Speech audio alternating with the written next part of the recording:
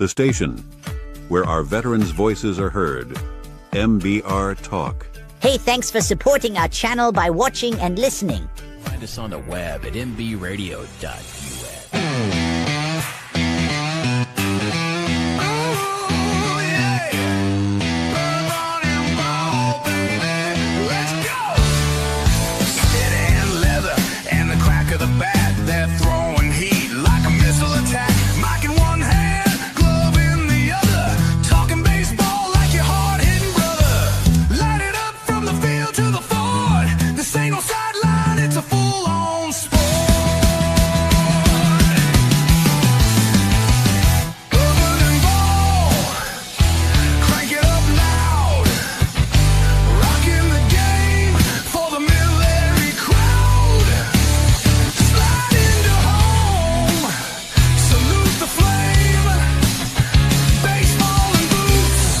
It's a whole new...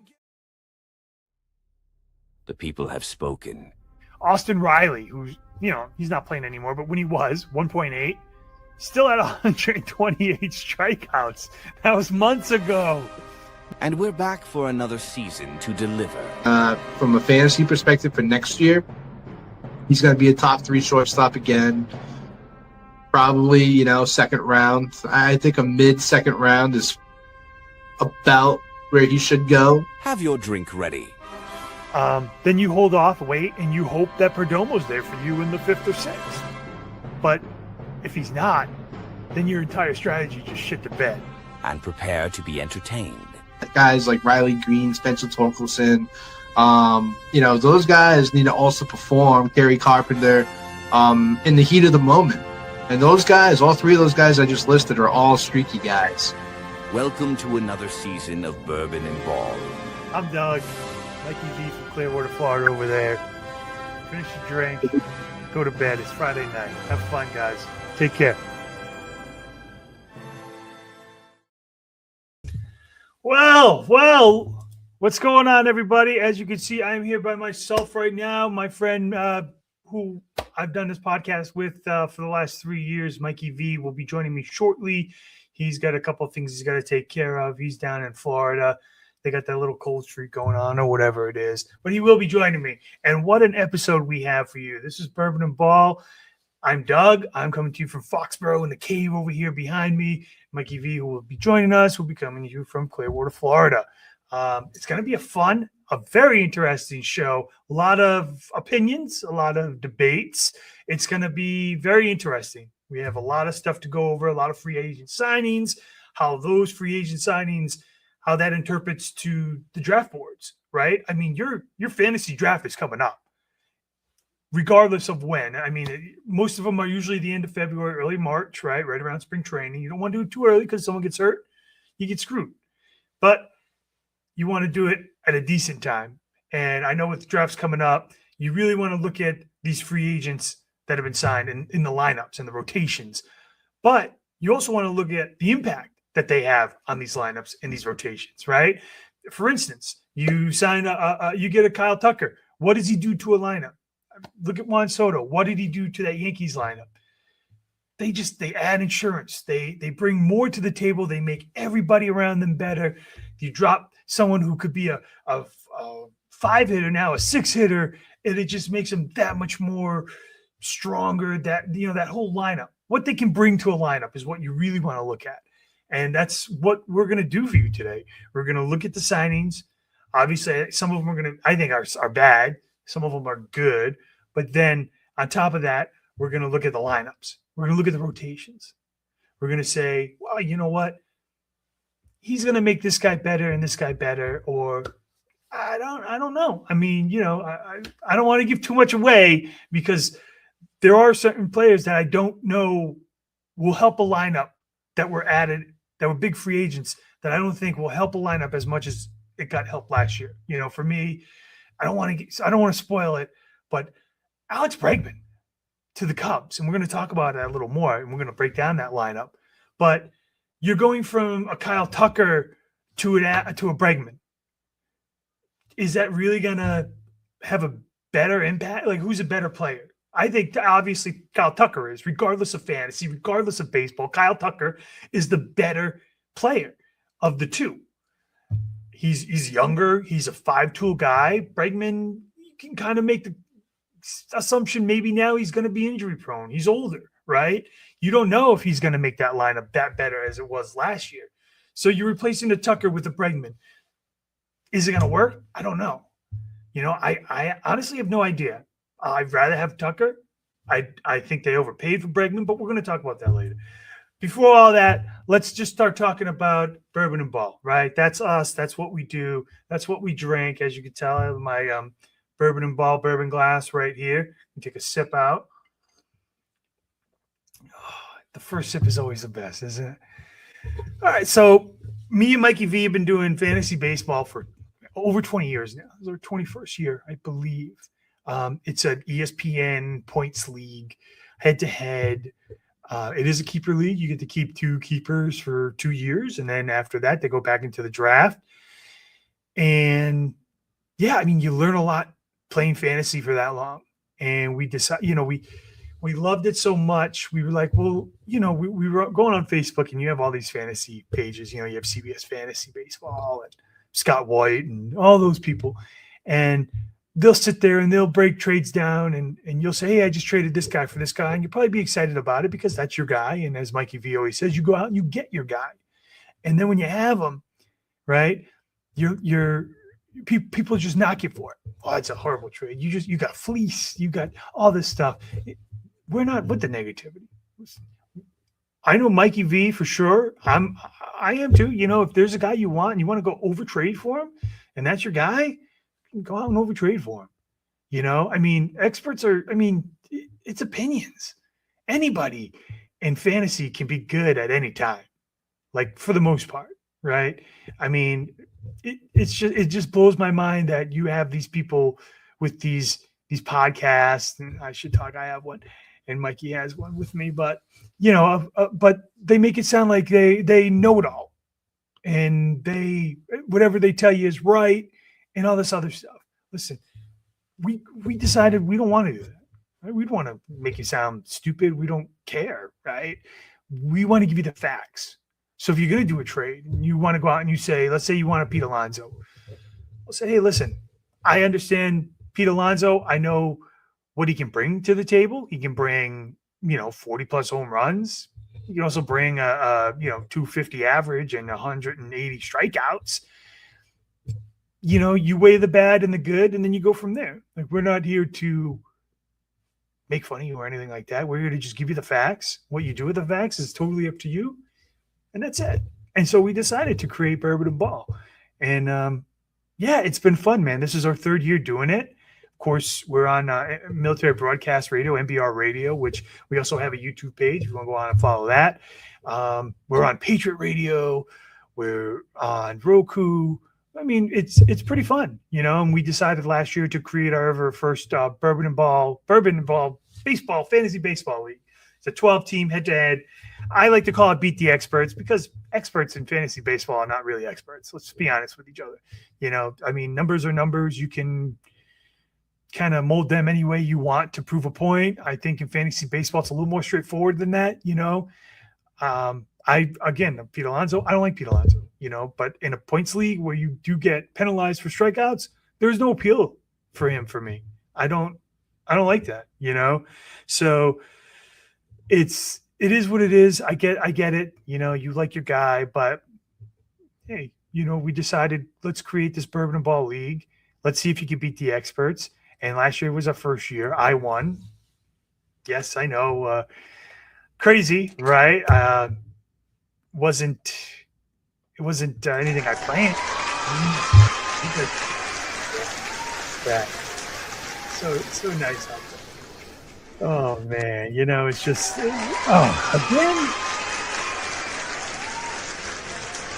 No, it's all about getting hot at the right time. Listen, you can beat anybody at any time in fantasy baseball. That's what I like about it. It's very unpredictable, and I kind of got hot at the right time.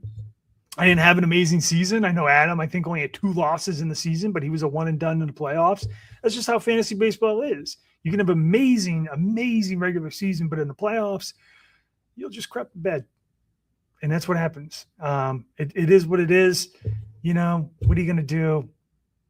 But we decided to create the league. I won the first one, and we're bringing it back. So we have 10 players, including me and Mike, 12 total. We're finalizing a draft date, which is going to be a Friday. It's either going to be the 6th or the 13th of March, and it's going to be live draft on here again. It's going to be a live draft. I'm going to randomize the draft order. I'm going to randomize the divisions. There'll be 2 16 divisions. The bottom 4 teams are out. They don't make the playoffs, and then we'll go from there. It's going to be fun. I think it's going to be awesome, right? We're going to do the draft on air. I mean, I think we were told we were one of the few shows that actually did live drafts last year. I think it's a great experience. You know, it's fun. You're drinking, you're talking. If you don't drink, you're just having a good time. You're laughing. You know, some of the picks you laugh about. You know, I got Corbin Carroll really late in like the 2nd or 3rd round last year, and everybody laughed at me. I was like, dude, Corbin Carroll's good. You know, there are some that you'll get bargains on, and there's some you won't. You know, some people, I think Blake had a top 5 pick, and he drafted Paul Skeens. So, you know, everybody laughed at him for it, but Skeens is a top 5 pitcher. There's no such thing as a bad pick in the first couple rounds anyways, you know. But we did it. I won. We're bringing it back. So we're going to do another live draft. Some people from last year are going to come on and try to avenge their loss. And we have a mix of newer people, a couple of people that have been watching the show since our first season. Cam's out there. He's going to be on. So it's going to be fun.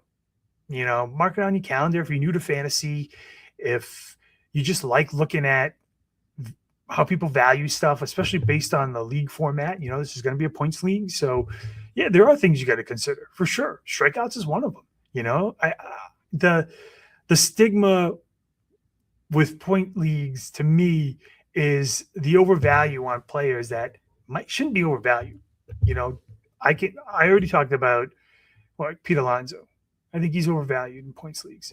Let me talk about another guy. Let me talk about Ellie De La Cruz, right? You're going to be like, well, De La Cruz, I mean, you know, listen, last year he was a top 10, top 8 player in any format and any position. I'm not saying he's not a great player. That was 2 years ago. Last year, he didn't. 2 years ago, he stole so many bases. It offset the strikeouts. He had 212 strikeouts, you know? And I told Mike last year, and he agreed. He said, listen, if this guy isn't going out there and he's not stealing that many bases next year when you draft him, he's not worth a top 5 pick, a top 10 pick. And unfortunately, that's exactly what happened. You know, he's a wild card. And there were a couple of them in the draft this year, specifically, you know, J-Rod, De La Cruz. Like, these are all top picks where they strike out a lot, they steal a lot. But if they're not stealing and they're striking out more, they're not really helping you out. You know, you're getting a negative point for every strikeout. So those stolen bases offset that. And if they're not striking out, if they're not stealing 40 bases and they're striking out, well, then that's not a top 10, top 20 pick. I don't care. It's math. Look it up, you know, but that's how people value stuff. So it's fun. It's interesting. It'll really get you going for whenever your draft is. It might even help you out. You know, it's a 12-team draft, so those usually go a lot deeper. You'll get to see some picks. I know last year for myself, I went Cam Smith. I went Shaw. So there were a lot of deep picks I got late, and some turned out all right. Some were just really bench. You know, a lot of times when you're drafting and you're in the the 20s for a round, you're really just drafting depth. And that's what it was, right? I mean, that's the appeal to a lot of these guys is they can play 3 positions. You know, Xavier Edwards, who doesn't strike out a lot, you can put him at short, you can put him at second. Like, those are the type of players where you can get value really late in a draft. And because they don't strike out a lot in a points league, that's not going to hurt you, right? So, like I said, we're still voting on it. It's either going to be the 6th or the 13th of March. It's going to be on a Friday. It's going to be on this show. And we're going to the draft screen in the middle. We're going to have all our faces around that screen. We're going to have a drink, and we're going to draft. And it's going to be fun. It's going to be exciting. And if you have nothing to do, and you're interested and you like baseball, and join. You can leave comments in the chat. I'll read them during the show while we're drafting. I think it'd be fun. Anybody can do it. Come on and join. And then if you really like it that much, and then maybe next year when we do it again and we bring it back, we can let you in if you want to come in, and we need some players. So join us. It's fun. It's free to join our league. So next year if you do want to come in, it's free. If you win, we ship you a bottle of bourbon to your house. Obviously, you have to be 21 plus to accept it, but we do ship it. And if you don't drink, well, we'll send you some merch. We'll send you some Bourbon N Ball merch, maybe some drinking glasses right here, nice little Bourbon N Ball glass. Or, we're thinking about getting some really cool like half zip sweatshirts with the Bourbon N Ball logo right here. But that's going to be probably maybe in a month or so. I'm thinking I might order some for myself. Why not, right? But anyways, so yeah, join us for the draft. And yeah, a lot of the numbers we're going to go over in the show is from our ESPN head-to-head points league. But a lot of times, if you're a top 10 player in a points league, you're a top 10 player in any format. I don't care what it is, So a lot of these numbers will translate into a roto league or, whatever, any type of format league, really.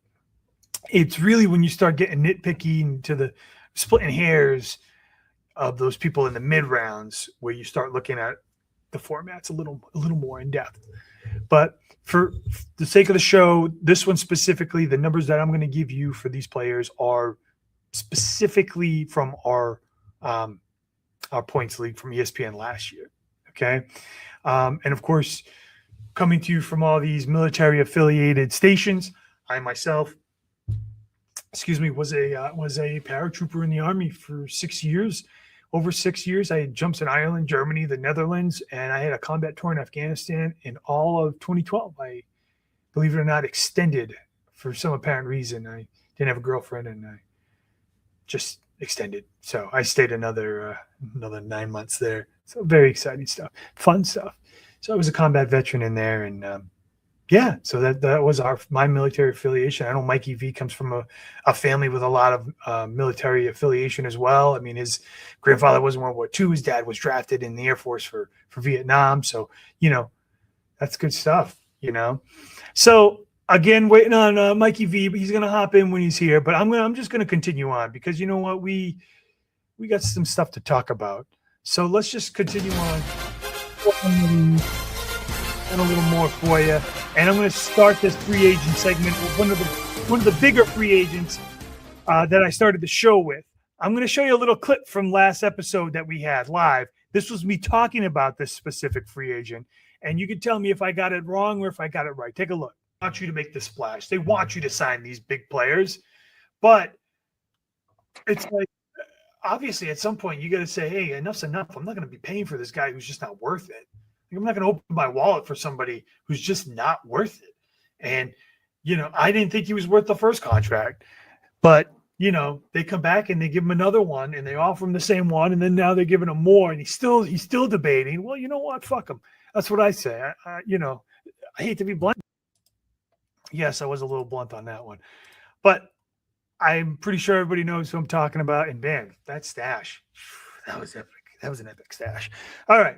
So I am talking about none other than Alex Bregman. Okay.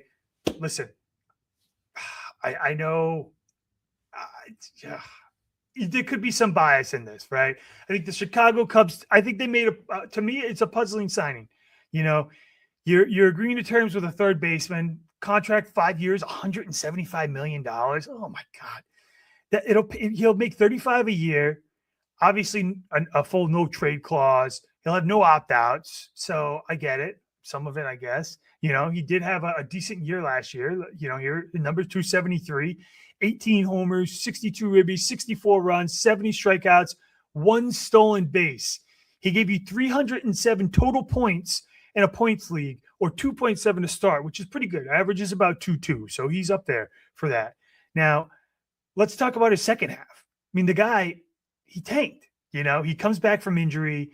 I mean, for 2 weeks he was batting 133 at one point. I think this is to me, it's not a smart move. I think he's not worth the money. I think based off of lineup projections, and now you got Matt Shaw, who's the odd man out. I really do believe Bregman is going to wish he never signed this deal. I really do. I there's nothing in there that makes me think he's going to succeed. Now let's take a look at the lineup. Here's the other point of this entire conversation that I'm having, especially from a fantasy perspective. Now, when you go from a guy like Kyle Tucker, who I think Kyle Tucker is up here, and Bregman, to me, he's a 1C. Kyle Tucker's your 1A, and Bregman's a 1C now. He's older, he's injury prone. I don't get the appeal of it. I think if you compare this year's lineup versus last year's with Tucker in it, it's not stronger. It's not. If anything, you could say, well, maybe you kind of hurt yourself a little bit because now you're taking out Shaw, right? I think they just signed a big bat to sign a big bat.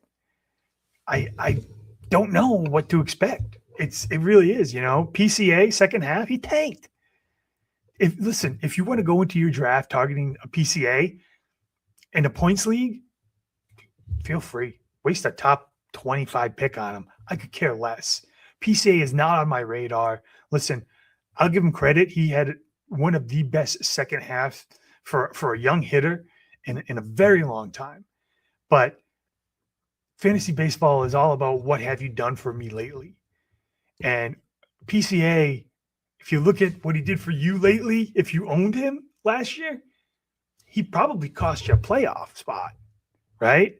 I mean, I just honestly, I can't remember the last time a player went so hot and so cold all at once. It was crazy.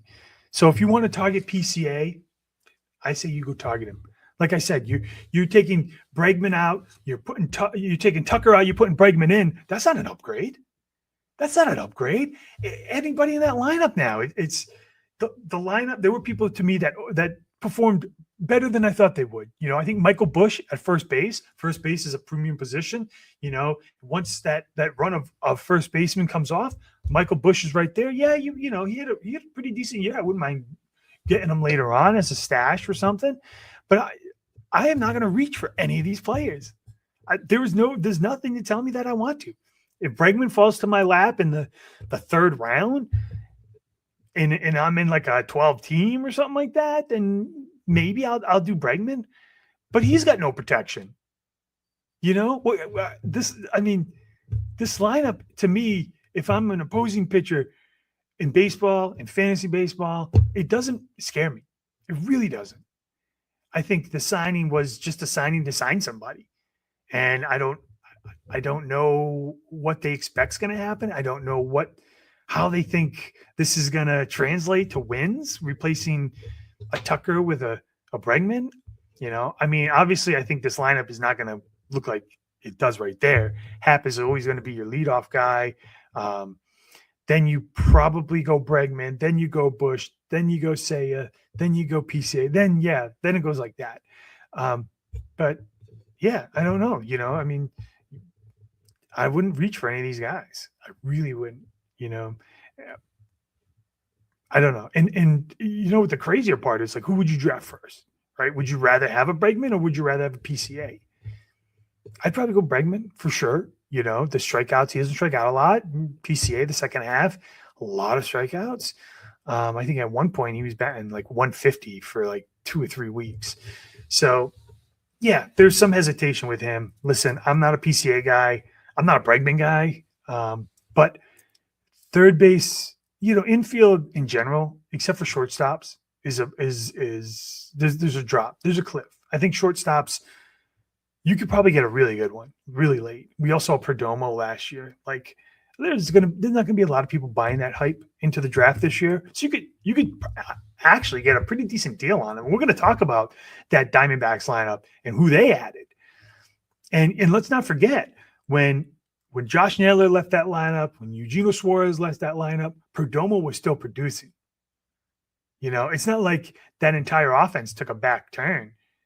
They were still hitting the ball pretty well when they lost some of their bigger hitters. So, if I'm buying or selling right now, I'm buying the Cubs. I'm selling the Cubs and I'm buying the Diamondbacks. It's just how it is. Again, formats are formats, and your fantasy format's going to dictate where you draft and who you draft and your positions. But right now, this Cubs lineup does nothing for me. It honestly, it doesn't. Hap strikes out a lot. Seiya strikes out a lot. I think he had 180 last year. PCA, the second half, strikes out a lot. Like, if I'm an opposing pitcher and I'm in fantasy and I see these going up against the Cubs, I might start him. If he's an SP3 and he's going up against the Cubs, I might start him. There's nothing in there that scares me. And I did have Hap last year, and I ended up doing a trade for him. And you want to talk about another person that's up and down. It's like, when he's going, he's going. Like, Hap can hit you 5 home runs in a week, but can also hit you none and strike out 10 or 12 times. A lot of question marks in this lineup. I do like Nico Hoerner. I think he's a really good second baseman. And to me, second base is the thinnest position in baseball fantasy. It is. If you think about it, he finished top 5. Marte's number 1. I mean, if your number 1 fantasy second baseman is Ketel Marte and he's 31, 32 years old, there's not that many good second basemen. So I do like Nico. I think, obviously he needs to be up in that lineup too. You could even go Hap, Nico, Bregman, Bush, Seiya, or Seiya, Bush, and PCA. And it's not a bad lineup. It's just, from a fantasy perspective, you have to take a back seat and you have to break this down and say to yourself, what was different than last year? What did they do different from last year? They went out and they got Bregman, and they replaced Tucker. Tucker's better than Bregman. So I don't think they did much. I think they needed to sign Bregman. And, it's a lot of question marks. I don't know what's going to happen with that lineup. I don't know. It's just, you just really can't predict it. Bregman, when he's healthy, he's a stud. We all saw what he did the first half of the season. But he's an injury-prone type guy, right? I mean, I think you could label him that now. He's in his early 30s. He came back. He was hitting like 320 the first half of the season. Comes back the second half of the season, and he's hitting like 240. He finishes the year with a 273 average. 18 homers, only 70 strikeouts, and that's, to me, that's what you're drafting this guy for. In a points league anyway, since you're drafting because he didn't strike out a lot. And if your league, gives you negative points for a strikeout, then that's the type of player you want. But keep in mind that there could be a possibility that he does go on the IL, and now you're going to need a replacement. So these are always things you got to consider when you're drafting players, especially in like thin positions. I think third base is kind of a thin position. Bregman isn't a 1A or a 1B anymore. He's a 1C. Him and Nico are probably the 2 best hitters in this lineup, but that's not saying much. It's not. So we'll see what they do. It's going to be interesting to see what kind of moves they make, if they continue to make any more, or if they're going to stand pat. I don't know, but it's going to be interesting. I think, I just, honestly, I don't know what to think of this lineup. I really don't. So let's talk about the Diamondbacks. I know we were talking about, Ketel Marte being one of the second basemen, and a great fantasy steal for Perdomo. Let's talk about what they did. So they decided to take Ketel Marte off the trade block, right? So they figured, you know what? Let's not rebuild. Let's not tear it down. Let's try to build it again. Let's try to build something. I think it's the right move. I think they have a great young nucleus. I think Perdomo, I really think he's the real deal. I really do. I had him last year, and he just never quit. That lineup lost a lot of firepower, and he was still clicking. Same thing with Corbin Carroll. Same thing with Marte. Even though he's a little injury prone for sure, you can label him that. He's older now. So what do? So instead of selling him, they trade. They make a trade with the Cardinals, and who do they trade for? Nolan Arenado, who we knew was going to be traded at some point. A lot of people thought the Red Sox were going to be in. Some people thought maybe the Yankees would be in. The Diamondbacks get him. You know, he's got 2 years left on his contract. Now the Cardinals, they're going to receive pitching prospect Jake Martinez. And here's the other thing, right? The D-backs are also going to receive $31 million to cover the $42 left on his contract. I think it's a great deal, right? He's obviously on the decline, but last year, 237, 12 homers, 52 ribbies, 48 runs, 49 strikeouts. Right, 3 stolen bases. He gave you 236 points, 2.2 a start. I mean, he was injured for most of the second half, But you also have to wonder, and here's the other part of this equation is, how much of an impact is Arenado's numbers over the years because the Cardinals lineup is just that bad. If the Cardinals had protection. A good protected lineup with Arenado, who knows what kind of numbers he would be. I think it's a great trade, personally. You get a veteran bat, you fill a huge void, and not to mention, there were other names and teams linked to Arenado, so it's not like he was picked up off the scrap heap, right? I mean, that top of that lineup now looks pretty good from fantasy. I'm telling you, right? It just makes sense, and here's the other thing, and this one is another thing, something that I was thinking about too. So you go out, you can draft Perdomo really late. I think Perdomo's the real deal. You could tell me I'm crazy. I had him last year.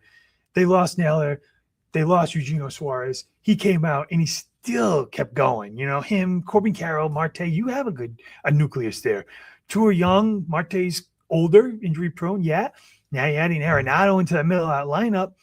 That's some validity in that lineup. You look at it and you're like, wow, from a fantasy perspective, I think Marte will be one of the top second basemen off the board. 1-2, top, maybe top 3. I think Corbin Carroll will be one of the top 10 players off the board, right? I mean, outfield, you always want to get one of those. Corbin Carroll's, could be a 5-tool guy if the average and the strikeouts go down, the average goes up, but it's all right. Perdomo, you could probably get Perdomo in like the 4th round. If it's a 10 team, you could probably get him in the 4th. Now you expand, you go 12, maybe the 3rd, right? But shortstop, that position is packed. It's packed. You think about it. That is one of the better positions. You got Francisco Lindor, who's a 30-30 for almost 2 years in a row. You got Bobby Witt, who I think is going to make going to come in and do much better than he did last year, right? Gunnar Henderson can do the same thing. So when those names are off the board and you decide to punt on shortstop, well, look who's there. Perdomo. Not only was Perdomo one of the top shortstops in a points league or pretty much any format, he was a top 8 player in any position of baseball last year. He gave you over 500 points in a points league. 500 points. That's tough to do. He doesn't strike out a lot. A little sneaky power in there. Stolen bases a little bit, right? Had a bunch of triples, had some doubles. He's an extra base machine. Listen, adding Arenado is a great first step. You want to show everybody you're a contender. You want to show everybody in baseball and fantasy, there's still a void at first. And there is still a great free agent first baseman out there that fits this team. He's 28. He struck out like 40 times last year. And I don't think he was on the IL once. I'm talking about Luis Arias. And if there's anybody that fits that lineup, it's Luis Arias. I'm telling you. You go out, nobody signed him. I don't know why. It's almost like Josh Naylor 2.0, right? Josh Naylor, to me, so undervalued. So undervalued. I think they got a great deal on him, Seattle. Now you got Luis Arias out there. Listen, are his numbers down from years ago when he was hitting 340, 320? Yeah, they're down. The guy's 28 years old, 29 years old. He struck out 40 times. He makes contact. Like, I don't get it. If the Red Sox need a first baseman, they go out and they get Wilson Contreras. Give me Luis Arias. If I'm a Diamondbacks fan, if I'm a fantasy fan in general, Luis Arias is the perfect fit for this lineup. I'm telling you, he's just the perfect fit. You know, you can go Marte, you go Arias, then you can go, Arenado, Corbin Carroll, probably Perdomo. Perdomo batted toward the end of the bottom of that lineup most of last year and still gave you top 8 numbers, I'm telling you, don't sleep on the Diamondbacks. Don't. It's in fantasy. It's crazy if you do. And don't sleep on Perdomo. I think, he's not going to be one of the top 5 off the board, but if you punt on shortstop, he's going to be there for you. Grab him. I'd grab him in a heartbeat. Grab him. I would anyway. So that would be my game plan going into a draft. Now, on the flip side of that, Diamondbacks, now you gotta think about the rotation. You got Kelly, which I thought was sneaky good. He did have a really good year last year. He was a top 25 pitcher in a points format. Not too bad. Burns will be back late season, so I don't know if he's going to give you much help. You need an ace, man. You need an ace. You need somebody. Gallen's not the answer.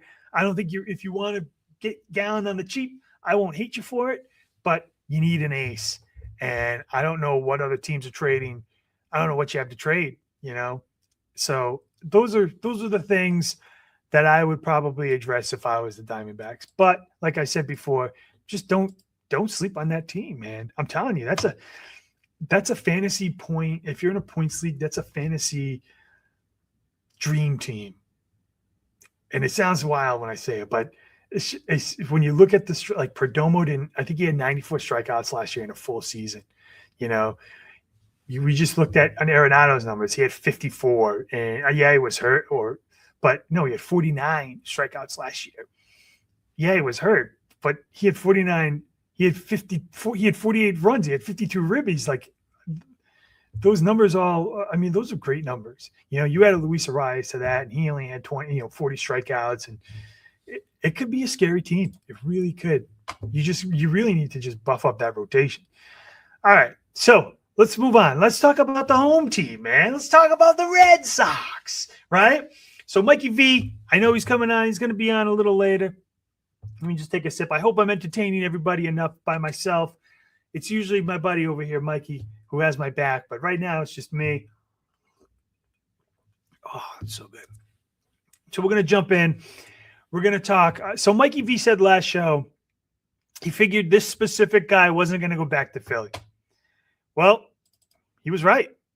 There he is right there. You got Eugenio Suarez. Now, the Red Sox, man. The fucking Red Sox, man. So they make a big splash, right? They missed out on Bregman. And honestly, I don't hate it. I think, they signed Suarez to a 5-year, $130 contract.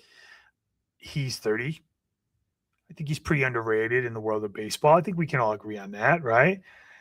There are some concerns. I know his fastball velocity from the last couple of years went from 93.4 to 92 to 91.2 in 3 seasons. But on the flip side of that, his ERA, 4.18, 3.46, 3.2 last year. That's gone down, right? So let's look at his numbers from fantasy. He went 12-8, gave you 157 innings pitched, gave you 151 strikeouts, 38 walks, a 3.2 ERA, 335 points, or 12.9 a start, ranking 25th.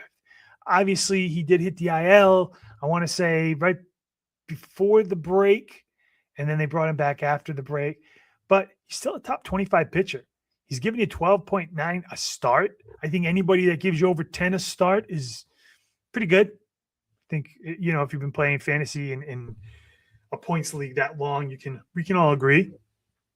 It's pretty good, right? So 12.9 is really good. Listen, like I said, I like the signing. They went out. They got a 1B to their 1A, which was Crochet. He was their 1A. This is a 1B. Obviously, us fans, we'd like a more consistent guy, a more healthy guy, a guy that can have or already has established a starter's workload. 157 innings is not a starter's workload. You want 175 plus for that.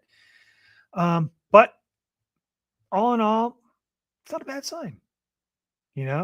I'd say it's one of the most complete rotations in baseball. And what I mean by that is quality and depth. So let's take a look at their rotation, right? Now, listen, I'm not going to sit here and say the Yankees don't have a great rotation, because once Garrett Cole comes back, yeah, they have a great rotation. There's nothing wrong about that. Toronto, we could sit here and talk about Dylan Cease all day. Do I really think Dylan Cease is worth what they paid? No. Dylan Cease, he'll give you innings, he'll give you strikeouts, he'll give you over a 4 ERA, he'll give you a 500 winning percentage. That's about it. Is that worth what you paid for that guy? No. Honestly not. Does it help your rotation? It helps the depth. Does it help it from a competitive standpoint? I don't know. I really don't know. I don't hate the guy. I don't reach. That's a reach for me for that, especially in fantasy. So, excuse me. Here's the rotation. Here's the early look of it, but there's much more to this. So you have Crochet. There's your 1A. There's your 1B in Suarez. You got Gray. I'd probably put Bello 3, Gray 4, and then you have a lot of room to do a lot of other things, right? You have early. You have Tolley. Those are some options out there. You got Crawford. You still got Kyle Harrison. You still have Patrick Sandoval. Like, sky's the limit with this rotation. It really is. I like it. It's young for the most part. Don't get me wrong. And when I say young, I mean Bello and Connor Early and Tolley. Like, those guys are really, really young, and that's the future. And that's what the Red Sox are basing their rotation on, the future. But I like it. I like the move. I could kind of care less about Sonny Gray. He was with the Yankees. We saw what happened there. I think his ERA was over 6 for like a handful of starts in the end of the year. I don't think Sonny Gray is built for the AL East. I think Sonny Gray is a middle to low market pitcher, because to me, I feel like the stress gets to him. You could say, well, with New York, he was looked at as like an ace or a number 2. It's fair. That's a lot of expectation to put on yourself, but now you're not, right? Now you're not the 1. You're not the 2. You shouldn't be the 3. You should probably be the 4 or the 5. Honestly, you're in the downward spiral of your career, which I'm not to say he's bad. He's a good pitcher, but he does get hurt once in a while. And I just think he's a mid-market, low-market type pitcher. Look at where he's flourished and look at where he hasn't. He was amazing with the A's. It's where he started out. He was great, really good with Cincinnati, good with the Twins. Let's not forget that little spot.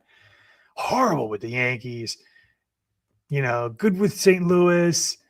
It's just those mid-market teams he just flourishes in. I don't know why. It's very weird, but I think it's because of the expectations. So I could go without that. That one I could care less. I still think he's good. I just don't think he's a top-end rotation guy. When they ended up trading for him, a lot of people thought that he was going to be a top rotation guy, and he's just not that guy anymore. So that needs to be gone, right? So now you need to address your lineup. You've done absolutely nothing except get Wilson Contreras as first base, which I think is an upgrade. I'm not hating on that. Not at all. I think it's a good trade. I think it needed to happen. I thought you could have got someone better. I think you could have got a Luis Arias or somebody, but you decided to make a trade for a 31-year-old catcher / first baseman / DH. Hey, you feel bad for Tristan Cassis. His days are numbered. His days were numbered last year. It is what it is. Now you got to really look around. I know Eugenio Suarez is linked to the Red Sox. I wouldn't want him. I get the appeal. I get the 40 home runs, but that 220 average and 180 strikeouts, and it's tough. From baseball, yeah, you give all that up for a power guy. In fantasy, you don't. I'm sorry. If you owned Pete Alonso last year, second half of the year, he was horrible. He was absolutely atrocious. The only reason he finished the top 5 first baseman is because he had such an amazing first half. He hit 340 for God's sakes, and then second half, I might have been battling some kind of injury or something like that. I don't know, but it wouldn't surprise me if that was the issue. So, we'll see what happens with that. I mean, that's going to be interesting, Baltimore. But from the Red Sox, I think you got to make a trade. I think you got to go out and you got to trade for somebody. You have a lot to offer. You have young pitching talent. You might not want to give it up, but you have so much of it. It's like, where are they going to start? Where are they going to get the experience? You only have, you can go with a 6-man rotation, which wouldn't surprise me if they did. You think about it, Suarez only threw 157 innings last year. Maybe throw another man in, have him finish around 160, 170 without having to skip a start. Same thing with Bello, same thing with Gray. Crochet is probably the only guy that you could go out there for 200 plus innings. Everybody else, probably not. So a 6-man rotation does make sense. Now, who's a 6-man? It's going to be Kyle Harrison. It's going to be Connor Early. Is it going to be Tolley? Is it going to, you have Patrick Sandoval. You have the talent. You have the people to do it. Okay. Now you go with a 6-man rotation. What are you going to do with everybody else? Keep them in Worcester with the Woo Sox? Come on. The only way players get good is if they get experience. Most players, right? If you're a high draft pick and you know that these players can play Major League Baseball, then you want them to go out there and you want them to get the experience. If they're not going to get the experience, why do you have them? You went out, you go get a Ranger Suarez, you move Sonny Gray down. He should be your 4 or 5 pitcher. Bello comes your 3rd. Connor Early, Tolley, like all these guys should be in this mix somehow. You just have too much talent. You need to trade it. You need to upgrade that offense. I don't know who's going to be out there. I don't think Eugenio Suarez is the answer. It's tough. I'm a big Arias guy. I do like Arias. I love the on-base percentage. I love the no strikeouts. I love the contact. He's going to hit you 4 or 6 home runs. Yeah, that's kind of what you get with him. But you kind of trade that for the on-base percentage, I think. I don't know. It's going to be interesting to see what they do. You're still a month away. But you need to do something, right? You can't go into the start of spring training with, you have a great rotation, but your offense is trash. And that's what it is right now. Wilson Contreras is a little bit of an upgrade over Tristan Cassis, but it's not much. No. And as far as fantasy is concerned, Jared Duran, he's probably the best offensive player on the team right now, for sure, I think. Yeah, I would say Duran, because they don't really have anybody else, Duran's a 5-tool guy. He can steal extra bases. He has some sneaky power, 20-plus home runs. Getting rid of Devers. That's one of your bigger guys. He'll probably be one of the first Red Sox. He's probably a top 25 outfielder. So, late second, early third round type. If somebody wants to reach, then late second if it's a 12 team. As far as pitching goes, it's a good rotation. Crochet will be one of the top pitchers off the board regardless. You can make the case he probably should have won Cy Young this year for the American League. I think he should have. But Skubal did. Whatever, Skubal's 1A and Crochet's 1A. So either or, they're both going to be the top 2 pitchers off the board. They're both probably going to be in the first round. When and where, I don't know. Like I said, I do kind of like Crochet a little better than Skubal, but Skubal has shown you for 3 years now he could be consistent. So the safe pick would be Skubal. But you honestly can't go wrong with either or. Next question is going to be Ranger Suarez. He's obviously going to be the next pitcher off. He finished top 25 in the points league. Where will he finish next year? That's a good question. When he's healthy and when he's going, and he's really good. I think you could probably get him in the 4th or 5th round if you wanted to.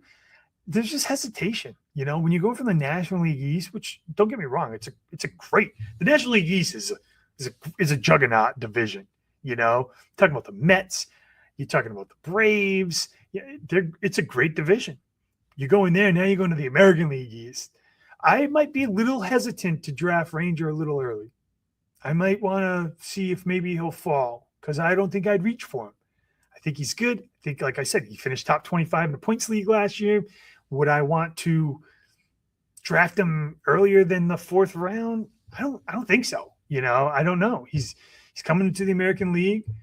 The American League has gotten a lot better. You know, you can make the case it's probably one of the best leagues in baseball as far as complete team wise. You know, every team except minus Tampa Bay has done something to upgrade themselves. Toronto's a juggernaut. The Yankees finally went out and got their guy Bellinger, which they desperately needed because if they didn't, they were going to be in trouble. And then you have Baltimore, who looks like they're going all in. Like, those are, and then you know you're on the Red Sox, but those are some tough teams to go up against that you're going to be playing a couple times, you know, 3 or 4 times a year each team. So, yeah, I don't know what I would do if I was, I wouldn't draft him early. That's all I'm saying. I don't think I'd draft him early. But that's just me. All right. So let's move on. So let's do one more free agent signing. Let's break down this lineup a little more. Then we'll take a break. Okay. We also have this one coming. And when I pull up the picture, you're going to know exactly what I'm talking about. I think it's a crime for baseball, but that's just me. There it is. We saw it coming. I didn't believe it. The Dodgers have signed Kyle Tucker. After turning down a $250 million contract from the Mets, he signs a 4-year, $240 million contract, a $64 million signing bonus, and opt-out after year 2 and 3. His numbers last year, not too bad, considering he did have a leg injury in the middle of the year. Kind of set him out for a little while. But listen, 266 average, 22 homers, 73 ribbies, 91 runs. 88 strikeouts, 25 stolen bases, 439 points, 3.2 a start. 3.2 a start. I mean, we're just talking about Bregman giving you 2.7, which is above average, right? And in a points league, if someone gives you more than 2.2 a start, you pretty much you start them, right? 2.7 is good. 3.2, crazy, you know? And to go back to my point about Perdomo, he had over 500 points. Tucker gave you 440. Perdomo was giving you like 3.5 a start. And that was someone who you either picked up off free agency or drafted really, really, really late. And I think you can get him again on the cheap. I think you can get him in the 5th round. But let's talk Tucker, okay? So we go over his numbers. Like I said, didn't have the seller's second half, but I really am excited to see how he'll fit in this stacked Dodgers lineup, okay? We've seen throughout the years that having stacked lineups like the Dodgers sometimes doesn't necessarily mean success when dealing with personalities. But I think all these guys don't look to have much of an ego, in my opinion. I mean, when I compare stud lineups, I think of like the early 2000 Yankees when you had people like Derek Jeter and A-Rod and Jason Giambi, and, you know, the expectations to win every year is there. The egos are there. But I think with the Dodgers, it's like the people that they have, they kind of just toss the egos away. And they're like, you know what? We just want to win. Let's just win a World Series. That's it. Freddie Freeman, easygoing guy. Mookie Betts, easygoing guy. Like, these are the guys that, hey, you know what? We're going to stay here and we're just going to want to win. We want the World Series. And I don't blame them. And that's great. So let's take a look at this lineup, okay? Here it is. Obviously, I don't know how this is going to shake out. This is just a predicted lineup, okay? You know, I've seen a couple different scenarios of people batting a little lower and a little higher, but, you know, this is probably one of the better ones I've seen. I think some of the ones I've seen is like Ohtani, Betts, Tucker, then Freddie. You know, I think when I look at this, to me, Tucker isn't a number 4 hitter. You know, Freddie isn't really, to me, he isn't either. But I think Tucker can steal, and that would be my reasoning to have him bat 3rd and Freeman 4th. Freeman doesn't strike out a lot either. But man, you look at this from a fantasy perspective. Ohtani's probably gonna go first overall, right? Mookie Betts will probably be a top 3 or 4 shortstop. I think Freddie Freeman should probably be right outside the top 5 for first base. I don't think you should be reaching for him anymore. Not a good past couple years, kind of on the decline a little bit. Starting to get that injury bug. I mean, he's on the 30s. He's on the wrong side of 30, I guess, for baseball. There's such a thing on the wrong side of 30. But he might be. Tucker probably be a late first round, early second round pick, and depending on teams, depending on format. Will Smith, he'll probably be a top 2 catcher off the board. Everybody else, you'll probably get a little later, But what a lineup. I mean, from top to bottom, there's no holes. There really isn't. This is kind of why I think people hate the Yankees and hate what they're doing with baseball. But just because they have a really good lineup, I mean, it doesn't necessarily mean they're going to win every time. I mean, yeah, they're going to be favorites to win, and yeah, they probably might. But you look at their rotation, and a lot of question marks. Snell, can he stay healthy for longer than half a year? Can Tyler Glasnow stay healthy for longer than half a year? What's Ohtani's workload going to look like next year? I think you have to go with a 6-man rotation at that point, right? Yamamoto, 2 years ago, he got hurt and he didn't really look that good. Last year, he looked great. I think he finished top 5 in points for starting pitchers. But what's all that? What are those innings and what's that going to look like for him this year? This is a bounce back year for him. So, yeah, there's a lot of questions. Can the pitching can it maintain health? And if it can't, it's going to be tough. I think last year they got lucky because all those starting pitchers, a lot of them, they got hurt in the middle of the year, right? Snell got hurt. Glasnow got hurt. They all got hurt in the middle of the year. But you know why that's so good for that team is because when they come back, it's the end of the year and the beginning of the playoffs. So they're healthy. They're fresh. So they go out and they just dominate the playoffs, right? I mean, Tyler Glasnow, Blake Snell, 10 strikeouts, 6 innings, 7 innings. Yamamoto, same thing. So that, it worked out perfect for them. But what's going to happen if they get hurt at the end of the year or, 3/4 of the year and then they're going to miss maybe a couple rounds of the playoffs? It's going to be tough. It really is. I don't know what to expect. I just know from a fantasy perspective, even their rotations, most of those guys are pretty good, right? I think all of them are pretty much top 25 picks. Yamamoto will go pretty early. I know Snell and Glasnow to me are 1A, 1B. I think they're very similar. I think Snell has better upside, but they both strike out a lot of guys, right? And oh my God, look at who came, Mikey V, man. Look, I think I was holding it down for an hour. Dude, it's not an easy task, and I'm sorry you even had to do that. I thought I did pretty well. I think you did too. I was listening a little bit on the way in here, and I was like, you know what? You don't need me. Stop. But Stop. What am I saying? Oh my goodness, yeah. Blake got canceled, had to book another one, timing came off. She wasn't even supposed to come in today. It's a whole thing. We can get into it later. But well, we're glad you're here. We're glad. It gives me a little break anyways. Absolutely.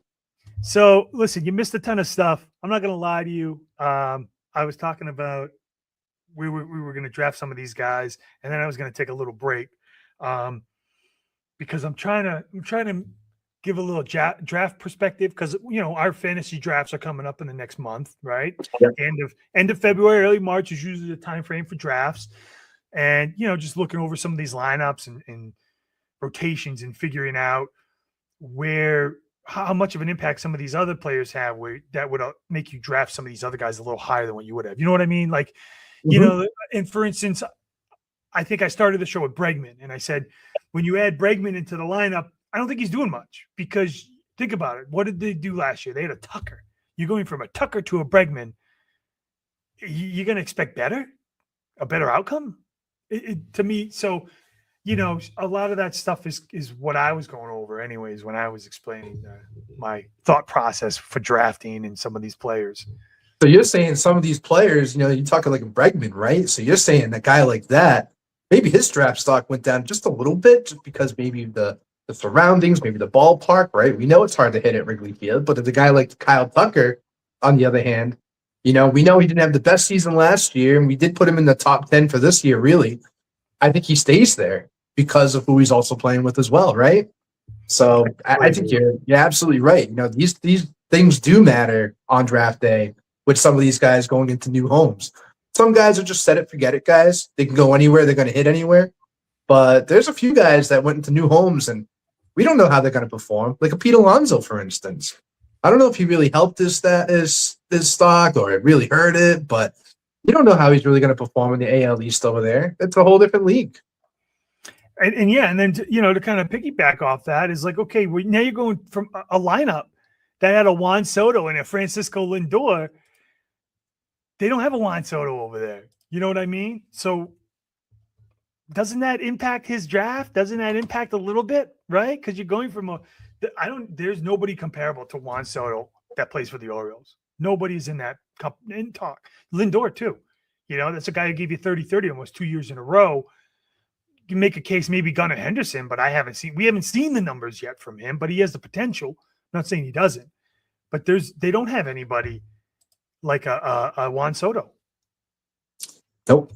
And Gunnar Henderson too, I still think there's the best to be seen still with him. He's so young. Obviously last year, Baltimore took a step back, but if he can perform at a high level and then maybe get these other guys in that same lineup at a high level, not to go down too bad of a rabbit hole here, but, obviously ESPN leagues, mock drafts are back up now. There's a lot of falling names, and I got to admit, there's a few guys on Baltimore that I like to get my hands on, especially at the value that I saw them at. So, I did a mock draft, and I didn't realize they had Perdomo, and I know I love Perdomo, and I hype on the value just because when I had him last year, and like I said throughout the show, they traded Naylor, they traded Suarez, and he still performed. Like he never hit a bottom. He was just consistent the entire year. And I think there's something to say about that. And I think adding an Arenado to that lineup is pretty good. They still need a first baseman. And if they do go out and get a Luis Arias for the cheap, which I think is a great spot for him to be in, because the way he makes contact, he'll fit right in that lineup. Arenado doesn't strike out a lot. Perdomo doesn't strike out a lot. Like he would fit in perfectly. And they have Perdomo going in like the 6th or 7th round in some of these drafts. And that to me is a bargain, is an absolute steal. Absolute. Yeah, because if you look at it now, we talked about Mookie Betts, and I think we're a little hot cold with Mookie. We're, we don't know where he's going to land next year. Kind of took a step back last year. He's going to be another year older. There's some wear and tear there. He's still an elite player. But a guy like Mookie Betts, I'm noticing he's going in like the 4th, 5th round, right? So a guy like Perdomo, if you can just wait another round or two after that, you're getting a really good value for a guy that could be potentially, if not, like we saw last year, better than Mookie Betts. So it's just getting those right picks, picking those right guys, and you can get some tremendous value if you just get away from the name game. Yeah, and then you also got to look at this, right? I mean, yeah, he had over 500 points last year, Perdomo, right? But look at it from this perspective as well, right? If you're going up and someone takes Mookie ahead of time, say takes him in the 3rd or 4th round, like you said, and there's somebody who probably it's a different position altogether, but puts up better numbers than like a Mookie Betts or whatever, because a lot of times drafting early, you're kind of targeting positions that are a little weaker. I think second base is a weak position that might go early. Ketel Marte's, you rank your number 1. After that, it's like Nico Ornier. So there's a really big drop. So I think when you're drafting in the 3rd or 4th round and someone goes after a Mookie Betts because they need the shortstop and there's still a really good outfielder there, take the outfielder, and then you can get Perdomo in the next round. It's a win-win, right? Yeah. I think if you can get your hands on Marte early, I think it kind of sets up your draft a little bit, to be honest. Just like I said, we just opened up mock drafts. We're starting to kind of get our hands a little wet with them, right? And I definitely noticed that Kentel Marte, drafting him in like a late second, third round, it might not be the sexiest pick, especially like if you have one of those back-to-back picks, especially. So like in one of my drafts, I did the first overall pick. So obviously I drafted Otani. But on that back turn, that second, third round, you got to think to yourself, hey, I'm not going to get a chance at Kentel Marte in the fourth or fifth round with my pick. So if I just get him here, you can really set up the rest of your draft. You can really kind of wait for guys to kind of fall to you in that kind of position too. But I definitely noticed this year already that the second base is pretty thin, especially from a quality standpoint. Yeah. Yep. All right. Let's take a quick break, and then we're going to come back and talk about I don't know, maybe a shortstop, second base, third base player, big name. I'm sure you know who it is, but let's take a quick break, and then we'll come right back. Good to see you, Mike. This entire military is one cohesive. You going back in? There's still men out there. God damn.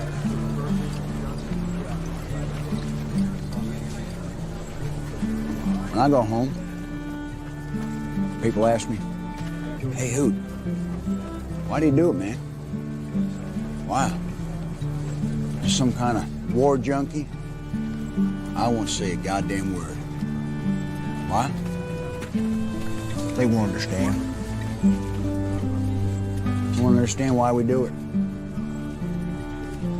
They won't understand it's about the men next to you. And that's it. That's all it is. Find us on the web at mbradio.us.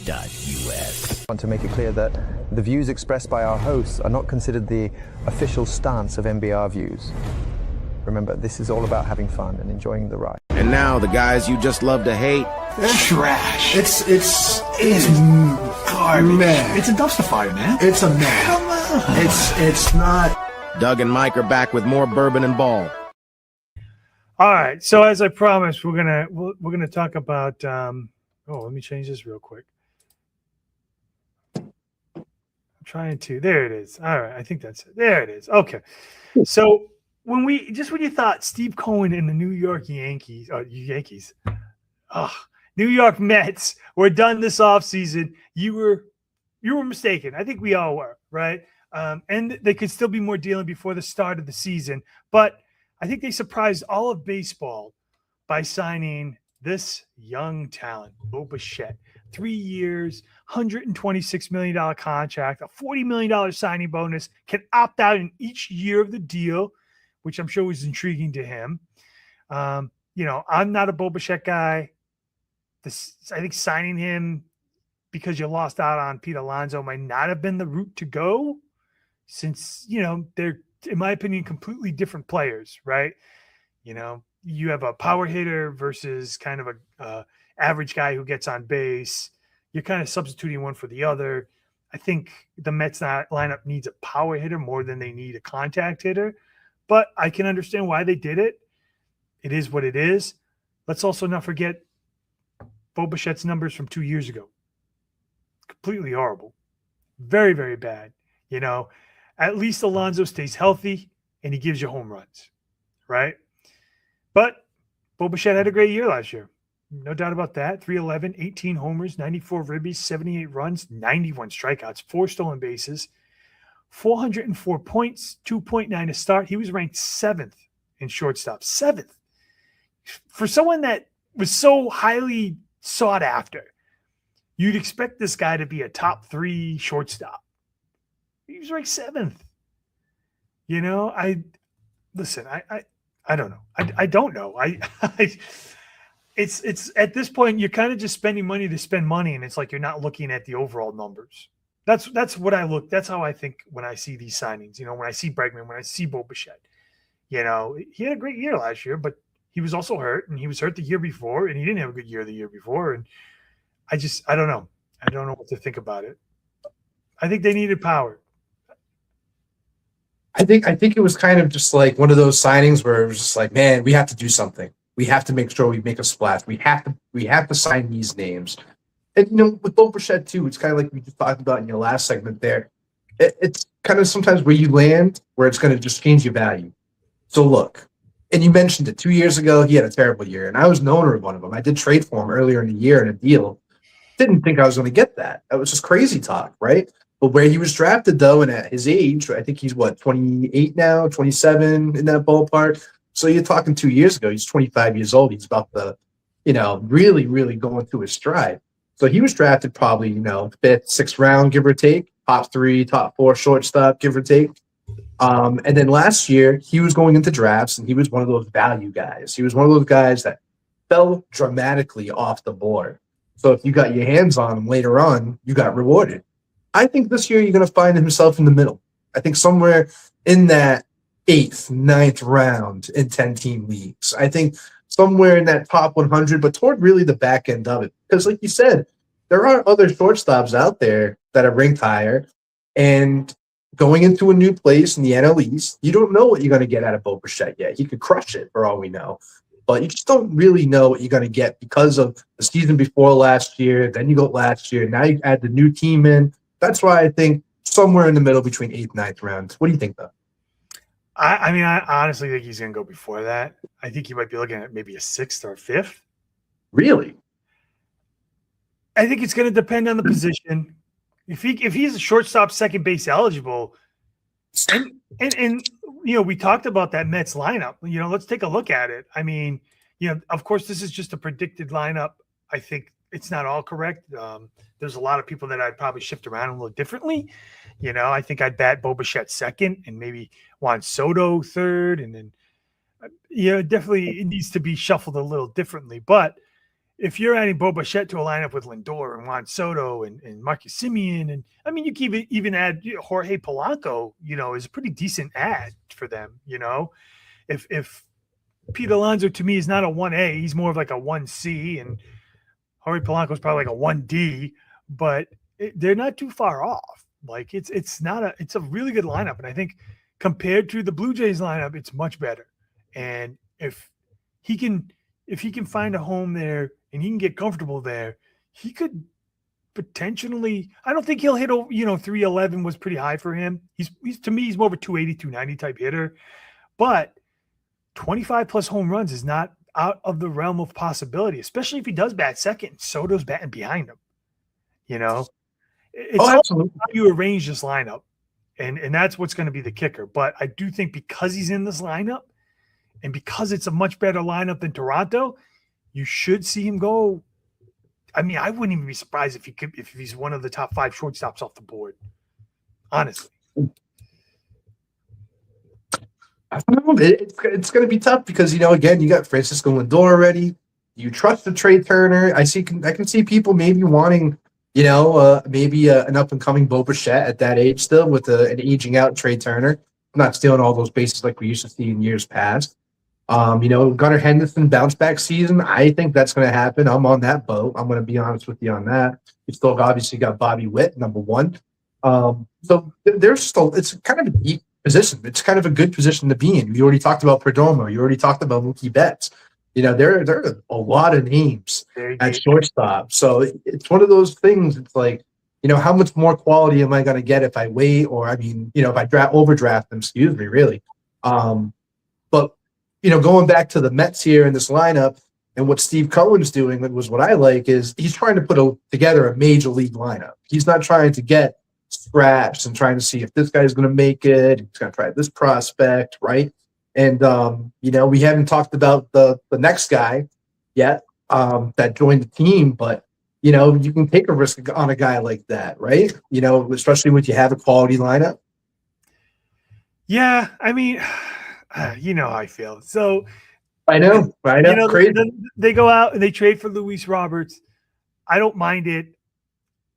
But again, I mean, you're hoping for a bounce back. This is more of a trade where you're like, okay, you know what? The potential could be huge. But, I mean, it's such a question mark. Like, you look at what he's done the last 2 years, he's done absolutely nothing. He's looked horrible. Like, I never got like him and Randy Rosarina to me are the exact same type player with the same height. Everybody drafting early. Everybody's holding on to. The Scott Whites of the world are saying, hey, this guy should be a top 25 outfielder. I've never seen it. I don't believe it. But you could also say, well, their production is because of the lineup they're in, right? I mean, you could say you're going from the White Sox to the Mets now. Is maybe the potential, maybe something's there. I don't know. I don't know. I mean, I get the trade, but you also, I mean, I remember reading that the Mets had the best young outfield talent in the minor leagues. So now making this trade, he's going to take a spot of one of those guys that, who knows, he could potentially be a stud. You don't know, right? So now you're kind of blocking a couple guys. I get the trade. I don't know. I don't know. I don't know. It's tough. Sometimes you need a guy to go to a new place before you really know, is it just because of the scenery, the team, like you said, what's around them? And maybe it just needs that spark just to have some real true major leaguers that have just been there and done that. And a Juan Soto and a Francisco Lindor. I know sometimes they had the clubhouse tensions last year with some of those teammates, but a guy like Luis Roberts, he holds himself to a very high standard, I believe. I just think he needs the motivation. And I think maybe going to this Mets team, putting him in that 9 hole, and if he can really succeed in that 9 hole, I mean, remember that rookie season from Michael Harris when he first came up, and they put him at that 9. I believe that was Acuna's MVP season. And really, when that lineup was going round, that really just put things into a monstrous season for Atlanta. So, if they can do something like that with Luis Robert, and if they can even just get to that type of threshold, this team could be a very dangerous team.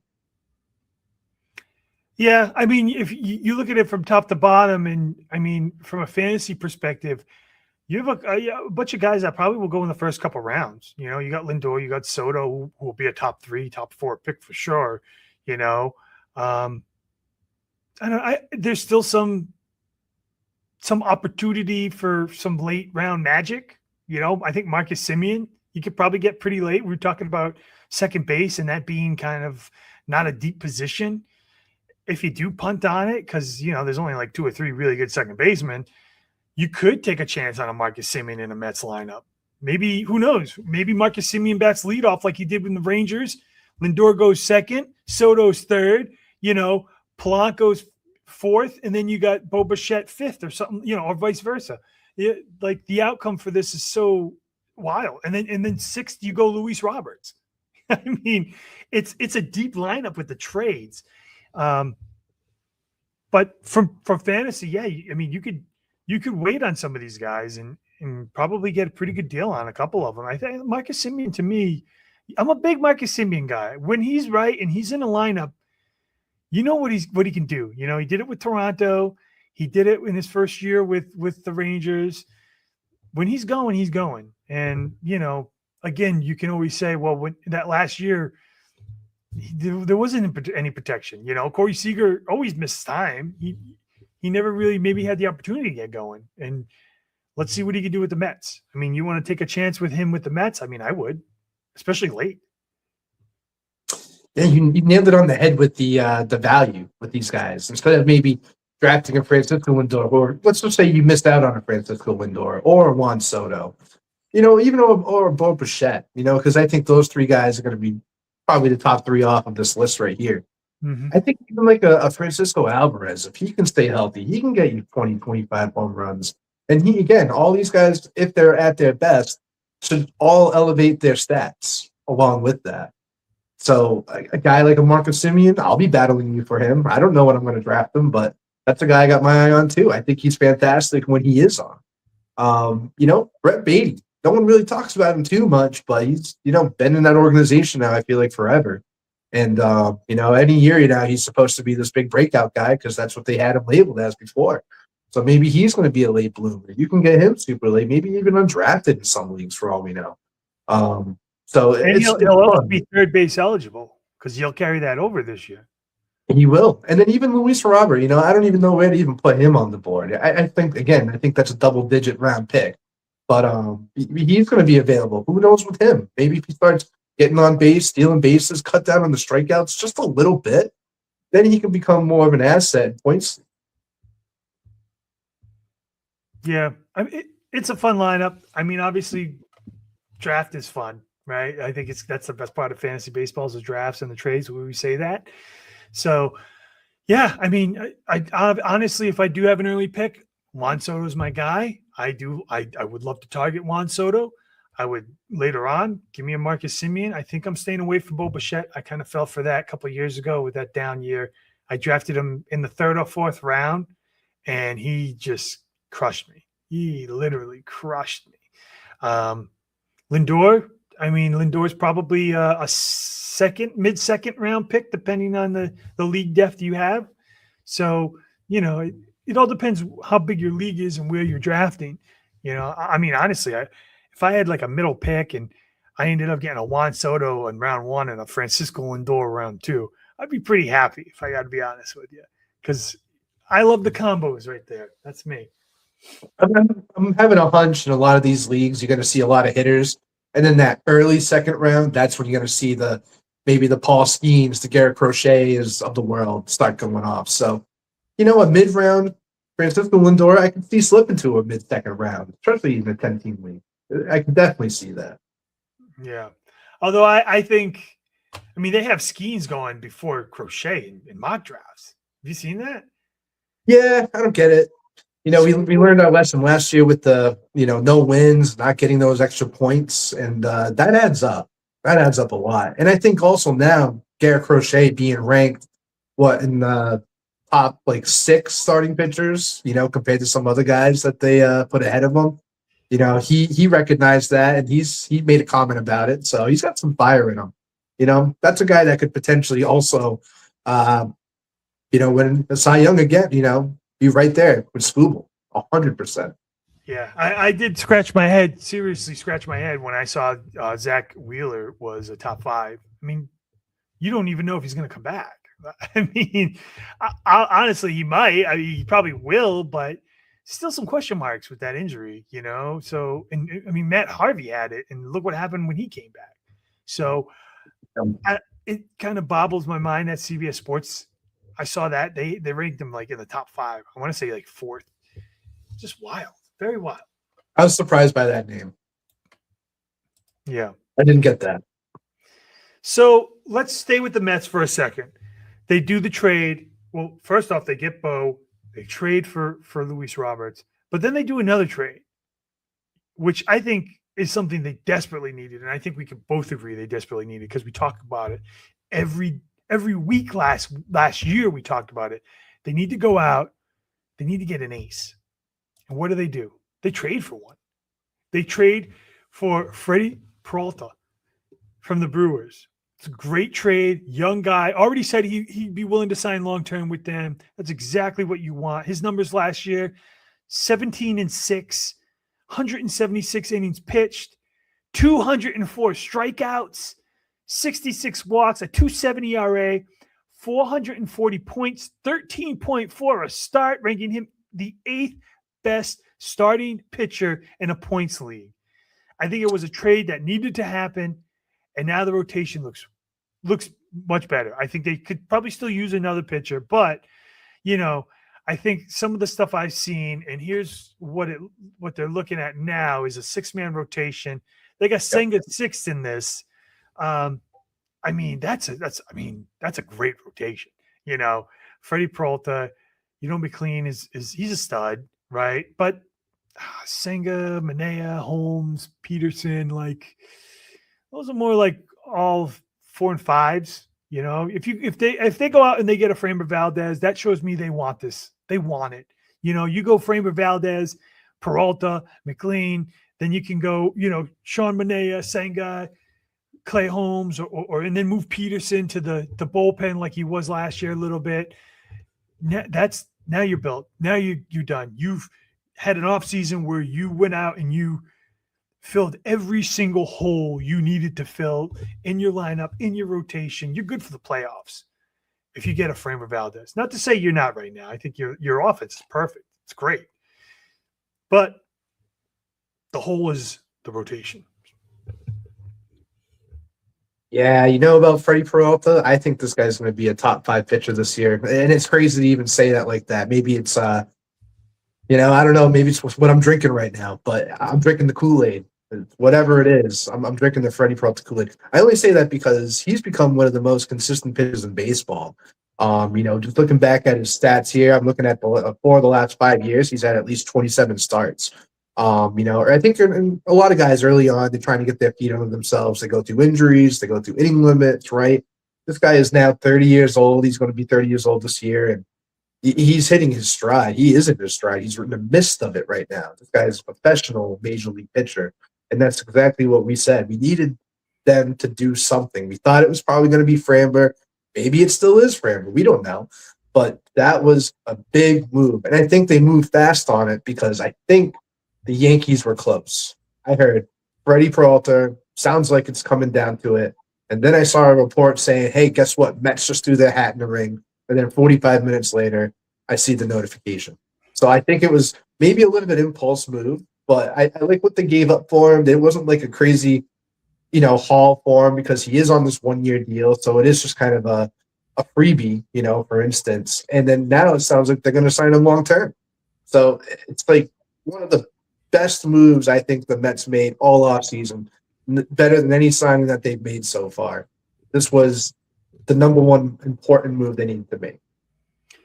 I played devil's advocate, and I'm the Yankees right now. I would, you talk about a rotation. I mean, God, you have Garrett Cole, who's probably coming back after the first month of the year, right?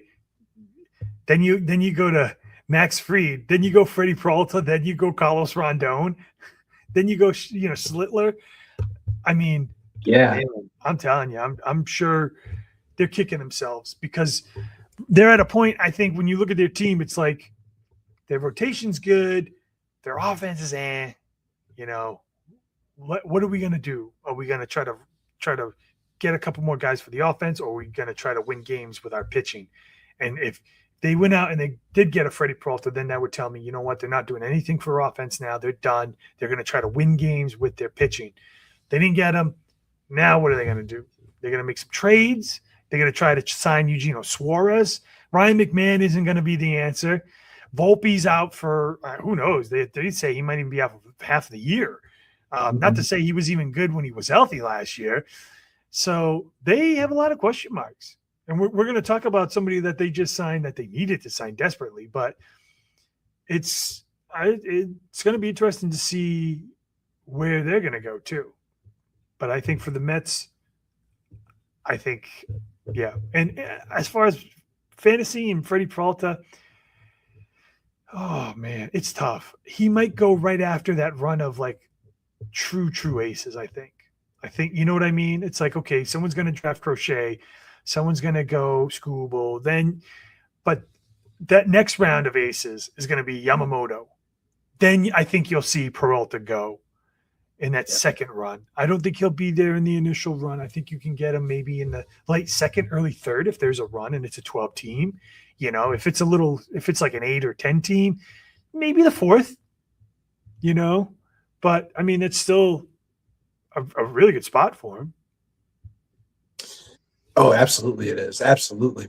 I know. I think he's going to do just fine. He's going to settle in nicely. Still in the National League, still familiar with it. Understands he's playing for a very competitive team now, a chance to win, just like he was in Milwaukee. They were the best team last year, record-wise. So he's a competitor. He's a gamer, and it's going to be great. But like you said, with the Yanks, though, it's like who knows what's going to happen. They're so up in the air, right? They're just kind of old school, and I think that goes all the way to Brian Cashman. The guy's been there for ages, so I think there needs to be a change. I've said that last year. I said that the year before, because it's the same playbook with them, and it's getting a little dull. And I feel like the evaluation of talent, it's just sometimes just not there. I think Jazz Chisholm, to be honest with you, Doug, not a fan. Not a fan. Got all this swag, all this. He bats 217. He goes in these ridiculous slumps. He strikes out. But people think he's great. Not O'Neal Cruz, same thing, man. Yeah, Ellie De La Cruz, same thing. But she was the strikeouts. Strikes out too much.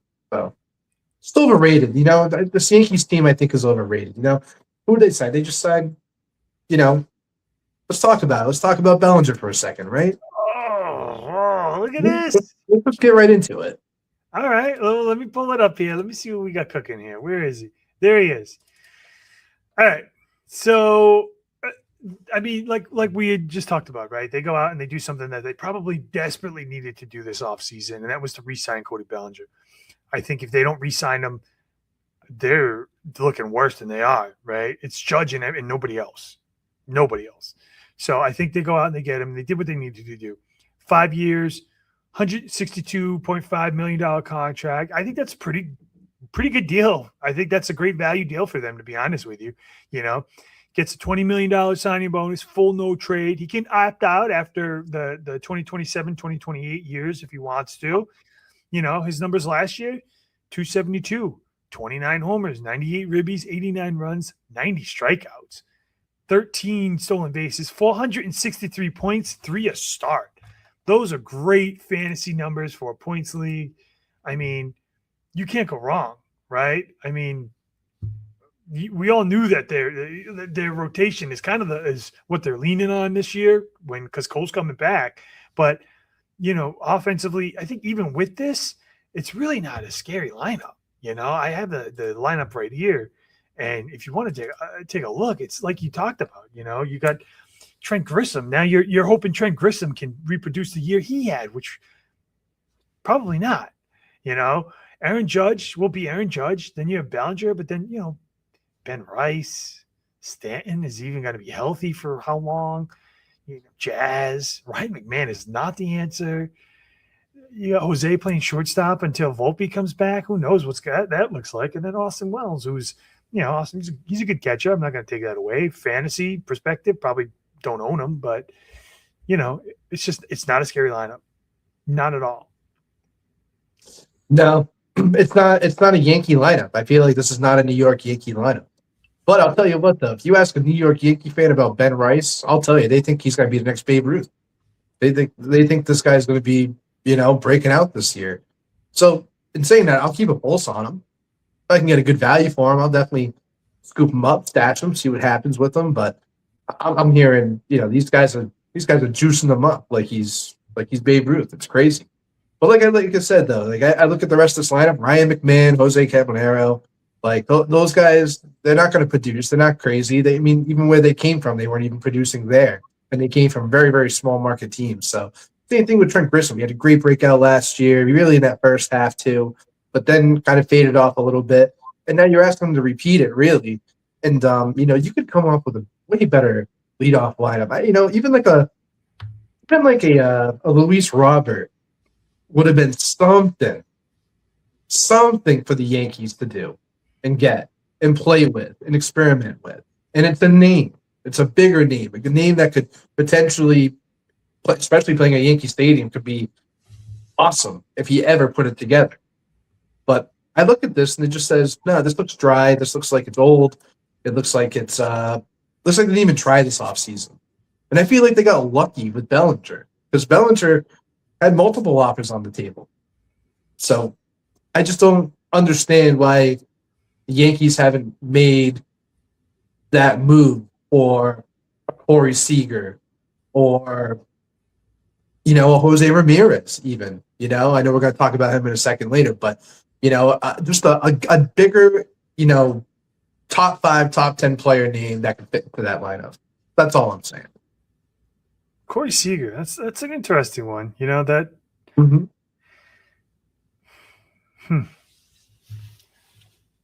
That I think that would be a really good fit in this lineup. Honestly, you Corey Seager, you know, where it would fit, I probably would bat him 4th. Honestly, he's got the pop to bat clean up. That's I would bump Ben Rice to number 1. I would have him lead off. He led off last year a bunch of games. Yeah. So bump him up. I mean, it's interesting. I mean, the Rangers, they're not doing much. You know, I mean, I know they traded for that starting pitcher, but and their rotation looks really good. I mean, don't get me wrong. You got Nate Eovaldi. You still got Jacob deGrom, who, you know, was a top 5, top 10 pitcher last year. So fantasy-wise, and Eovaldi was like a number 1 pitcher for the first half of the year until he got hurt again. So the talent's there, but that offense is just so lackluster, and that's another thing is like you're drafting these pitchers like a Jacob deGrom as like a top 5 pitcher, but the flip side of that, their offense is so bad, they're not going to get wins. You talk about Paul Skeens and you talk about the Rangers too. The only way Jacob deGrom is going to go out and get you 10 wins is if he's going to pitch you 10 complete game shutouts. Really, that's it. That's how it is. So to me, it's interesting that they really didn't do much this offseason. They traded Marcus Semien. They got back up pretty decent. I like Luis Acuna or whatever, but he's a shortstop guy, right? Why not trade Corey Seager, get some people for him, put Luis Acuna at shortstop. That fills that hole. I mean, it's not a bad idea. I mean, Corey Seager's injury prone. When he's healthy, he's good. He bats over 300 when he's healthy. I think it was 336 at some point last year. Yes. Doesn't strike out a lot. Has that sneaky pop. It would make sense. But then again, it's like, okay, well, we're basically getting the shortstop Giancarlo Stanton because that's what he is a shortstop version of Giancarlo Stanton. Just always hurt, I don't know. I think it's a good move. I mean, if worse comes to worse, if he does get hurt, Volpe should be back by then, hopefully. But yeah, I get it. That's interesting. That's a very interesting trade. Yeah, what do you think of that Mackenzie Gore trade? I didn't hate it. Like I said, I think that's a good rotation. I mean, come on, that's a really good rotation. It's sneaky good. It really good. You have potentially like 2 top 10 pitchers in Eovaldi and deGrom, and then you're adding McKenzie, who could be a top 20. If you can put it all together, that's really good. But then, like I said, you look at the offense, and they've done nothing. They've lost Marcus Semien. They're really putting their weight on like the younger guys, and you're hoping like Josh Jung, and they can all put it together and they can stay healthy, but. I don't know, man. It's going to be interesting to see what they do. I will say their rotation will keep them in the games. For sure. Their rotation will do that. Yeah, they're going to have to bank on like a Wyatt Langford to really start jumping up and producing and like becoming like this monster stud. Like you said, Corey Seager. Don't forget they got Brandon Nemo in that Marcus Semien trade too. So yeah, it's not like we said, I like things sexy, I want to see like the big names. I want to see something like well crafted put together. But I feel like the Rangers are going through a little bit of a transition. I feel like they're hanging on. Like they know they could potentially win the division still, but it's not the strongest division, even though Seattle's making a little push to step away from the other teams right now. But they still think they're competitive enough where like they want to keep their rotation intact. And they want to have somewhat of a competitive offense, but it's going to stay in the field. That's the problem that they have. It doesn't stay on the field. Everyone gets hurt. Josh Young, Evan Carter, Corey Seager, obviously. Like these guys just, they just can't stay on the field. But if they can stay in the field, are they going to be good? That's still up to debate. Yeah, what would have been a really good fit for them too, and it's a shame that they didn't try to maybe put it together, is going out and getting a Josh Naylor. I feel like he would be a pretty good staple in that lineup, especially you got Nimmo, Naylor, Seager. Like, at least it makes you competitive. Right now, it's not a competitive lineup. Who do they got at first base? I mean, they had I thought Wyatt Langford played like a platoon. Like they were giving him at bats at first, and then they gave him outfield for a little bit.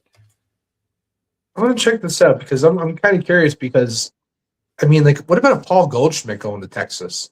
Can you see him just signing with Texas for a 1-year deal?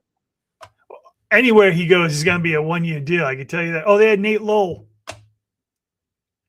No, he got cut.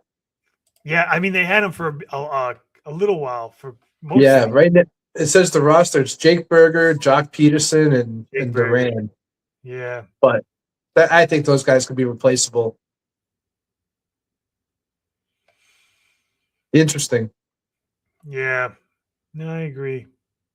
Yeah, I'm not impressed with this team. I'm looking at their rotation. I'm looking at their whole lineup. It's all right. It's not bad unless someone magically emerges. I don't know, but it kind of seems like a mid team to me. I think it's still Seattle's division to lose. Yeah, I agree. But all right, let's so we talk about the Yankees. We like the move. They desperately needed to do it, and I think we can all agree on that. Let's talk about another well, I don't think it was like an extension. Let's talk about an extension. Which I thought was kind of crazy, right? There he is. There's the man. There's your a top 4 fantasy pick. So it's official. The Cleveland Guardians will waste Jose Ramirez's entire baseball career. They will waste it. Listen, they signed him to a 7-year, $175 million contract extension, which is, I think, well below his value. The deal will keep him in Cleveland until 2032. And since he's already 32, 33, it will be the last contract of his career. So it'll make him a Cleveland heir for his entire career. He has a no trade clause. He has bonuses for finishing the top 5 for MVP voting. Now, can you please build a team around this guy? Sign or trade for good players. You had something special. You had something going with Lindor and with Naylor. You know, they're gone. You never address the holes. What do? Now you sign him. You extend him. Do something, man. His numbers last year with no help whatsoever, except Steven Kwan, who batted leadoff. Still 283, 30 homers, 85 ribbies, 103 runs, 74 strikeouts, 44 stolen bases, 552 points, 3.5 a start. He was ranked number 1 in third base overall. He was a top 5 in any position. He puts up those numbers regularly with no protection. And that to me is wild. He's a Hall of Famer. When it's all said and done, you just wish that they would go grab some good players. I'm happy they didn't trade Steven Kwan. I think that kind of tells me they still think they have a chance in a weak division, but they need to do more. It's just silly in my opinion. Like, I get it. Like, yeah, if I'm a Cleveland fan, I wouldn't want him to go anywhere else, and he wants to stay at Cleveland. And he's staying at Cleveland at a really below the market value for him. But now with all that money you're saving, you should go out and you should start building a team. And the fact that they haven't, it's kind of just, look, I'm scratching my head. I don't know what's going on over there. I really don't. No idea. We'll talk free agents in a little while, but what are you going to do? You're going to go out, you're going to sign Luis Arias, you're going to sign Eugenio Suarez to DH. You still have options, but you're not going to do anything. Let's be honest. Cleveland, the Guardians are going to do absolutely nothing. It's just how it is. Yeah. Not impactful enough to make justification of the signing, I guess, unless they use this money ahead of time to actually spend it and get someone else, or maybe 2 people, or make a deal. I think they have a pretty decent farm system, and that's why they're starting to move some guys around a little bit. So, who else do you go out and get? They really have to find their identity still, I think, with this team. And I think it's slowly coming together. You got a base with Jose Ramirez. You know what you're going to get with him from the leadership standpoint and from a production standpoint. I do think Gavin Williams is going to take a step forward this year. I really do. I think he's really going to anchor that rotation. Obviously, they saw something in Bieber's arm that said, you know what, we're going to move him now. We're not even going to play this song and dance with him, and we're just going to get whatever we can for him. And I think that's going to work out for them in the long run, to be honest with you. It looks like he's got some issues still with his arm, so they definitely saw something ahead of time, and they made a move on that. So I think they're slowly starting to piece things together. I just don't think they're there yet to make that big splash, though.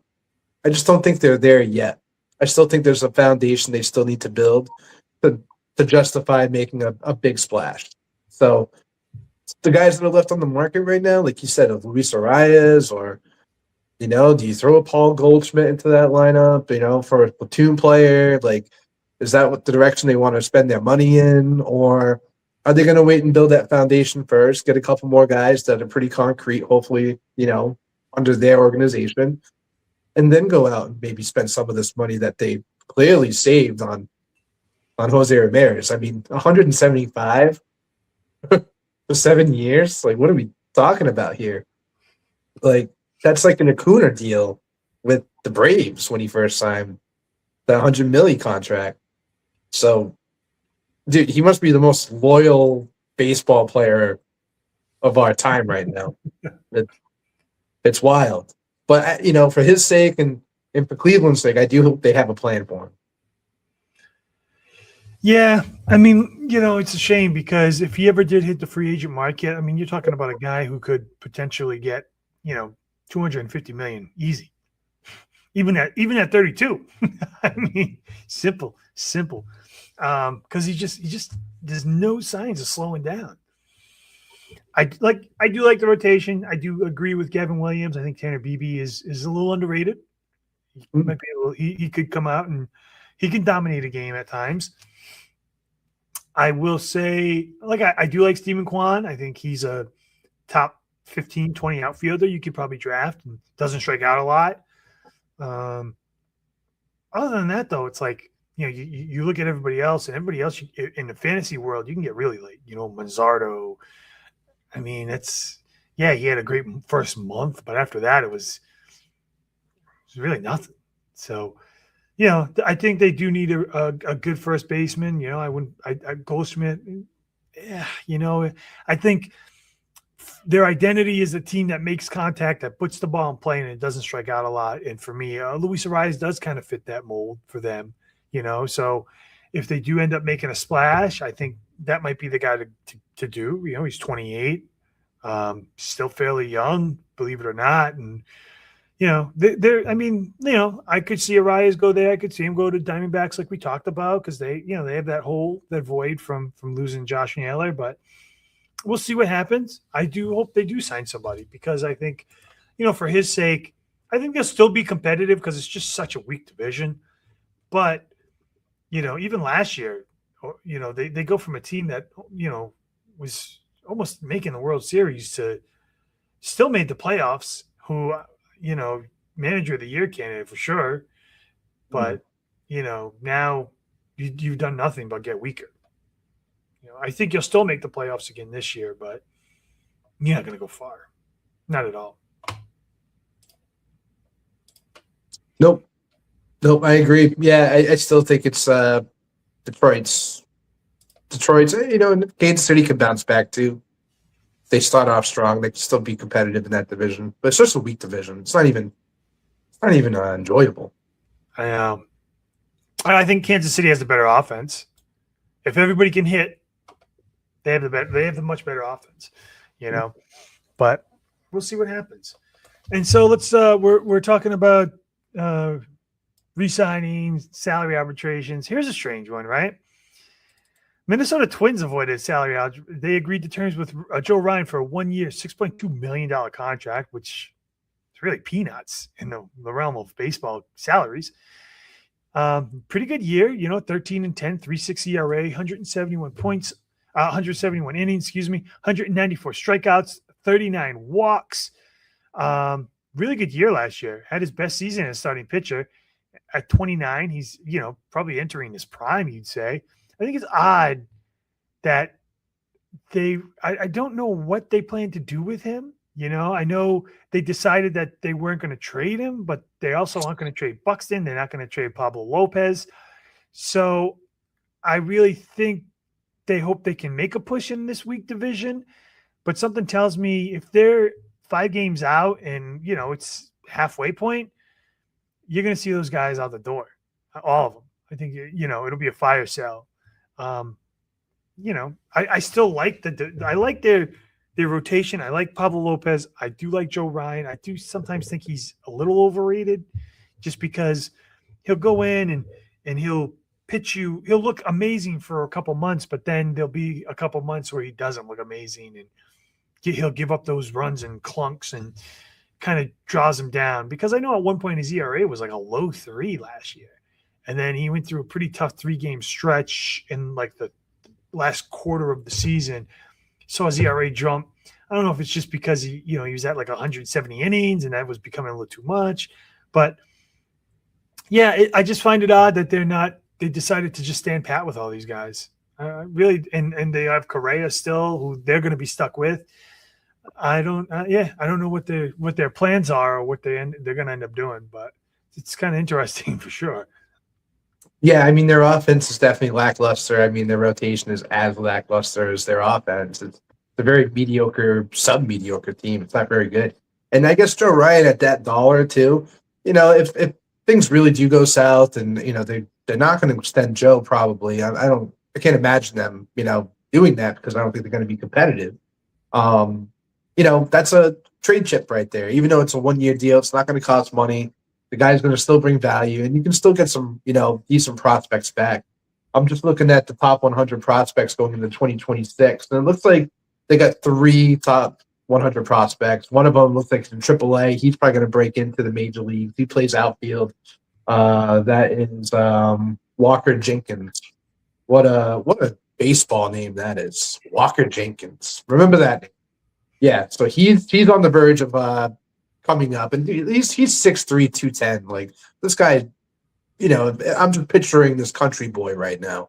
And I hope Walker Jenkins is that country boy that can come in and maybe do something about it, right? But they had a couple other guys that they did call up last year too. You'll still see them in that lineup. It's those middle infielder guys. Luke Cagel is one of them. I think he's going to be maybe a sleeper at second base going into drafts too. So he's a fun name to look out for. They had really high hopes for him, and he played pretty good baseball toward that second half of the year when he got called up. So there's a little bit of promise, but you know what? You still got to put a product out in the field. You still have to put, fans in the seats, and, the guys that they held on to, it's still an attraction. So Byron Buxton, he can be the most electric player on the field at times when he's healthy. Joe Ryan, yeah, maybe a little overrated, like you said, but, there are times where he's just the dude. He's just the guy out there. So we'll see closer to June, July, see where they're at, and then I can see them being big movers. They got rid of Rocco Baldelli this offseason. They brought a new manager in, so it's going to be interesting to see how this all plays out for him, and especially if it starts going down south early, you might see them scramble a little bit. Yeah. Yeah, I mean, they could still. I mean, Joe Ryan in the Diamondbacks uniform. I mean, they need pitching. If they're in it, why not? Why not make the splash, right? But we'll see what happens. Yeah, I mean, man, we're getting ready to end this show now, and I did talk about at the beginning we were doing our live draft. So I know you had said the March 13th. One of the guys said he might not be able to make the 13th. So I put the poll up, what are you able to do the 6th or the 13th? And unfortunately for that guy was Dwayne. So far, everybody's saying they can do the 13th except for him. So, yeah, I figured we could do either or, so I didn't put us down for a vote. I'm just waiting on everybody else. I have 5 votes. No, I have 4.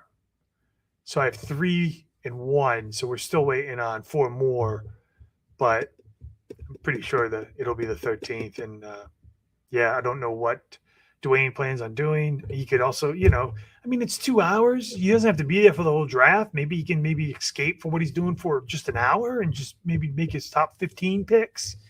And then after that, just kind of auto draft it. I mean, that would be my suggestion to him. But I don't know. I mean, I feel bad. I try to make it work for everybody, but unfortunately you can't. And you go with the consensus, and it looks like March 13th, Friday, 8 p.m., we'll be doing a live draft. That's it. And I'll be with you. You will. You will. You'll be right on the side over here. That's right. Yeah. Back again. Back. Maybe even Adam. That's right. That's right. And his wife did give birth yesterday. Oh, congrats. Wow. So, yeah, I did want to say congratulations to him. I did ask him if he would. I texted him out of the blue because I wanted to see if he was interested in doing the Bourbon N Ball League one more time. I wanted to bring back some of the people that didn't win, maybe have a chance, mix in some new people in it, see if they have a chance. So he said, oh, definitely. And I said, oh, great. And, if you plan on coming down, I think we're going to do the draft around the same time we're doing our money league draft. And he said, yeah, what are the dates? I gave it to him. And he goes, all right, well, I'll think. He's like, I'll let you know. He's like, my wife's getting induced right now, so I don't have time. I said, well, congratulations, man. Let me know. You're still more than a month away, so don't even worry about it, buddy. So, wow, good stuff. Yeah. But all right, man. That's that's it, Mike. I'm glad you made it for at least half of the show. Anyways, I was dying over here. Nah, you held yourself. You always hold yourself great. What are we talking about? You're stunned, bro. You got this. You had it. What am I doing, man? I think I'm wasting my talent at my job. That's why. But all right, man. So so for Mikey V, I'm Doug. This is Bourbon and Ball. Look at, I already did. I finished my drink. So you can finish your drink now. Go to bed. And we'll see you. Mark it down your calendars. March 13th, 8 o'clock, live draft, 12-team, head-to-head points league. It's going to be fun. If your drafts later on, at least they'll give you some pointers on where people might go. That's why it's good for strategy. But we'll we'll see you then. All right? Take care, guys. Life is like a duck. Tough times don't last, but tough people do. Here at Military Broadcast Radio, we're teaming up with our friends at Die Tired, the veteran-friendly music band spreading strength, resilience, and mental health awareness one shirt at a time. And check this out. Their brand new shirts feature broadcast beaker right on the breast pocket. A reminder that you can weather the storm, and you're never alone. Shirts are only $25, and proceeds support giving veterans a voice. MBR's mission to teach veterans how to podcast and videocast. Because when our vets are talking, they're not overthinking. They're not second-guessing. Together, we stop the 22 stigma. Grab your shirt today at mbradio.us and hit the shop. Or go directly to toramerch.printavo.com/merch/dietiredband. That's toramerch.printavo.com/merch/dietiredband. Suit up, stand strong. Remember, we're unduckable together. You're built tougher than the storm.